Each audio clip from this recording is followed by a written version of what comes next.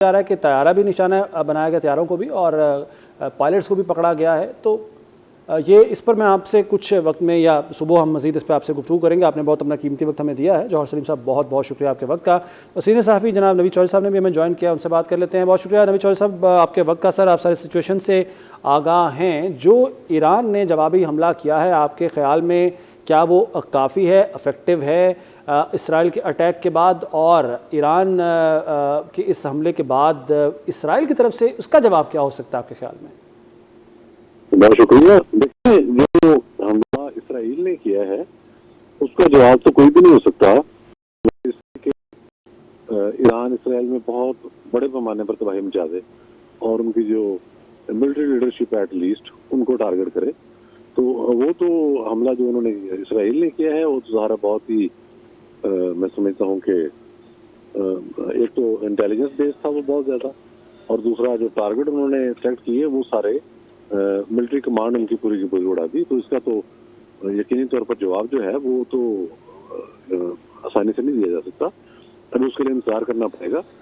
Iran के लिए तो सूरत हाल इस तरह की है कि इस वक्त डू एंड डाई वाली सूरत हाल है, क्योंकि प्रेसिडेंट ट्रंप ने भी थोड़ी देर पहले ऐलान कर दिया कि जब ईरान जवाब देगा इसराइल को तो हम उसकी मदद के लिए आ जाएंगे। और फिर ये खबरें भी साथ ही आ गई हैं कि जब ईरान ने मिसाइल फायर किए हैं तो अमेरिकी फोर्सेस जो हैं वो उन मिसाइल को फजा में नकारा बनाने के लिए इसराइल के साथ काम कर रही हैं।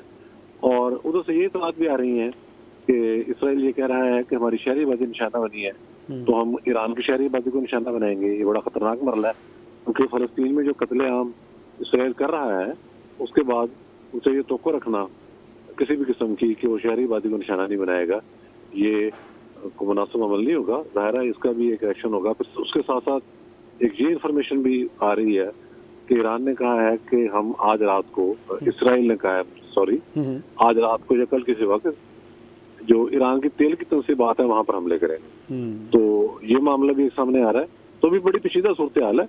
अभी तो वेट करना पड़ेगा कि जो मिसाइल ईरान ने तल अवीव में गिराए हैं, और चले वो एक कम से कम एक हमें साइन तो नजर आया ना, रिटेलिएशन हो रही है, तो उसके नतीजे में डैमेज कितना है और टारगेट पे कितने पहुंचे हैं, ये सारा हमें भी उसका इंतजार रहेगा। और उसके बाद ही ये कहा जा सकेगा कि कोई मौसर जवाब दिया गया है या अभी मामला वन साइडेड चल रहा है। तो ये नुकसानात की तफसीलात सामने आने के बाद होगा। लेकिन इसराइल का जो हमला है वो बड़ा ही खौफनाक है और उसके बड़े संगीन नताइज हैं, और उसमें मतलब ये दुनिया की तारीख में इसकी मिसाल बहुत कम ही मिलती है।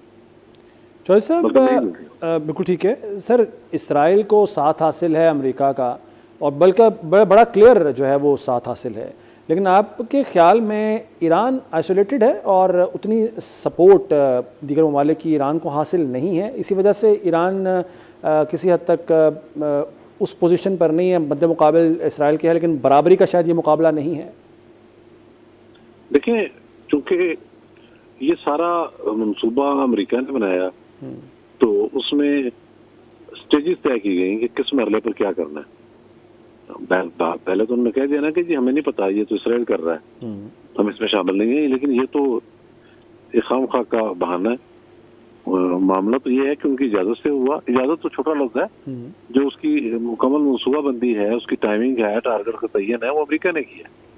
और उसमें जो डेवलपमेंट थी बहुत बड़ी जो कल हुई, उसमें ये हुआ कि इंटरनेशनल एटॉमिक एनर्जी एजेंसी जो है उसके इजलास के अंदर एक करारदाद भी मंजूर हो गई, जिसमें यूरोप भी जो है वो साथ खड़ा हो गया अमेरिका के। पहले इनकी लड़ाई चल रही थी, वो बार बार कह रहे थे कि प्रेसिडेंट ट्रंप जो है वो हमारे लिए मसला बन रहे हैं और हमें रशिया से खतरा है।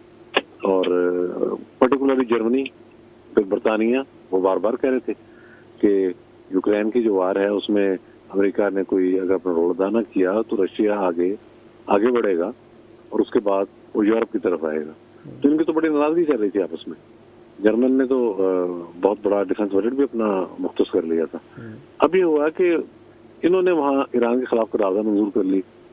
उससे ये हो गया कि ये जो इंप्रेशन था कि अमेरिका अकेला करा रहा है वो खत्म हो गया और यूरोप उसके साथ खड़ा हो गया। और आपने देखा कि उसके बाद, और ये प्लानिंग के साथ भी चले हैं, ये उस प्लान का ही हिस्सा था किस तरीके से कैसे आगे लेके चलना है। तो ईरान के पास इस वक्त जाहिर है कि कोई भी उसका तादी नहीं है उस अंदाज के अंदर। रूस जो है उसके साथ ईरान के ताल्लुकात बड़े अच्छे रहे हैं, लेकिन वो यूक्रेन के साथ जंग में बिजी है। वैसे भी जंग में कोई नहीं आता। सर चीन जो है ये उसका सॉरी अपना कथा कलामी होगी, आपने जैसे कि कहा कि रूस तो यूक्रेन के साथ जंग में बिजी है, तो ये जो जिस प्लान या जिस डिज़ाइन की तरफ आप इशारा कर रहे हैं उसमें ये भी तो शामिल नहीं है कि रूस को इंगेज किया गया, यूक्रेन के साथ बिजी किया गया और उसी का फ़ायदा उठाते हुए सब ये प्लान पर अमल दरामद किया गया? नहीं, रूस का मामला तो बिल्कुल डिफरेंट था, क्योंकि नेटो की तरफ जा रहा था यूक्रेन, और रूस ये पसंद नहीं कर रहा था कि उसकी जो साबका रियासतें हैं उनमें से कोई जाए नेटो में। तो उस हवाले से ज़ाहिर है उन्होंने पहले धमकियां भी दी थी, लेकिन जो यूक्रेन की क़यादत थी, सदर ज़ेलेंस्की, वो इस तरफ बढ़ रहे थे और यूरोप उनको बहुत ज़्यादा एक वार्म रिसेप्शन दे रहा था, एक पोजीशन दे रहा था। और पुतिन का ये ख्याल था कि इस तरह से नेटो के जो कदम है वो हमारे इलाके में जम जाएंगे और अल्टीमेट ये शायद रशिया का घिराव करने की किसी स्टेज पर कोशिश हो। तो ये उनके ध्यान में आया। और रूस तो खैर बहुत बड़ी फौजी ताकत है। ये ठीक है कि वो अपनी सलाहियतों का उस तरह से मुजाहरा वहां नहीं कर सका यूक्रेन के अंदर, लेकिन उनके पास बहुत दूर मार मिसाइल, 5th जनरेशन वार के तैयारे, एटम बम बहुत बड़ी तादाद में, फौज, सारा कुछ है, एयरफोर्स, नेवी, वेरी वेड। तो वो पूरा यूरोप जो है यूक्रेन की मदद को आ गया। वो रशिया का भी अंदाजा नहीं था रशिया को इतना, वो तो समझ रहे थे कि हम इसको जंग को 2-4-5 दिन में या हफ्ते 10 महीने में लपेट लेंगे। लेकिन जब पूरा यूरोप और अमेरिका यूक्रेन की मदद को आ गए, और खासतौर पर जर्मन ने जो एंटी टैंक शिकन मिसाइल उनको दिए, उन्होंने बड़ी तबाही उतारी, क्योंकि रूस के जो टैंक हैं वो दुनिया में बेहतरीन टैंक माने जाते थे। तो ये लड़ाई उस सेंस में हुई थी, और वहाँ रूस आके फिर एक जगह पे आके फंस गया। ज़ाहिर है वो आदमी तो हाथ तो इस्तेमाल नहीं कर सकता ना, वो तो ऑप्शन बहुत आखिर में होती है जब वक़ा को खतरा लाग हो जाए। तो बाकी जो कन्वेंशनल वार हो रही थी उसमें यूक्रेन को बहुत सारी सपोर्ट हासिल थी। इवन जब प्रेसिडेंट ट्रंप ने आके ये कहा कि अब हम मदद नहीं करेंगे, ये खुद अपनी जंग लड़े यूक्रेन वाले, तो यूरोप सारे का सारा यूक्रेन के पीछे खड़ा हो गया। बरतानिया खुद एक सुपर पावर है, हर चीज है उसके पास। इस तरह फ्रांस बहुत बड़ी ताकत है, जर्मनी एटमी ताकत नहीं है, लेकिन उसके पास हर तरह का असला है, वो सारा खड़ा हो गया। तो ये सारा मामला इस तरह से चला। तो वो एक सेपरेट इशू है। ये तो कोइंसिडेंस होते हैं। ये जो मौजूदा जंग है, ये सारी हमास का जो हमला था इसराइल पर 7 अक्टूबर को जो हुआ था 2 साल पहले, ये वहां से इसका जो सिलसिला है वो चला है। और उस वक्त बहुत सारे तजियाकार कह रहे थे कि ये जंग है ये कोई भी रुख इख्तियार कर सकती है, ये मामला बढ़ जाएगा और फैल जाएगा। और इसने पूरे खित्ते पर असरात मुरतब करने शुरू किए। आपने देखा कि लबनान के अंदर हैवी बम्बारमेंट हुई, उसमें हिजबुल्लाह के सरबराह हसन नसरुल्लाह को शहीद कर दिया गया। सीरिया के अंदर बड़े से टारगेट उन्होंने सेलेक्ट करके वहाँ पर बम्बारमेंट की, उसके नतीजे में। और बहुत सारी मलेशियाज भी ईरान से लड़ने के लिए हैं, इराक से भी लोग लड़ने के लिए आ रहे थे, लेकिन बाद में उनको धकेल दिया गया। इधर यमन में जी नवीद चौधरी साहब, बहुत शुक्रिया आपके वक्त का, आपने बड़ी तफसील से सारी सूरत पर बात की। Fundamental principles of international law. We unequivocally denounce these blatant provocations, which constitute a grave danger and a serious threat to the peace, security, and stability of the entire region and beyond, with serious implications. Iran has the right to self-defense under Article 51 of the UN Charter. Madam President, these attacks follow a dangerous pattern of Israeli irresponsible conduct marked by ongoing military operations in Gaza and repeated cross-border strikes in Syria, Lebanon, and Yemen, demonstrating a consistent and deliberate disregard for international norms.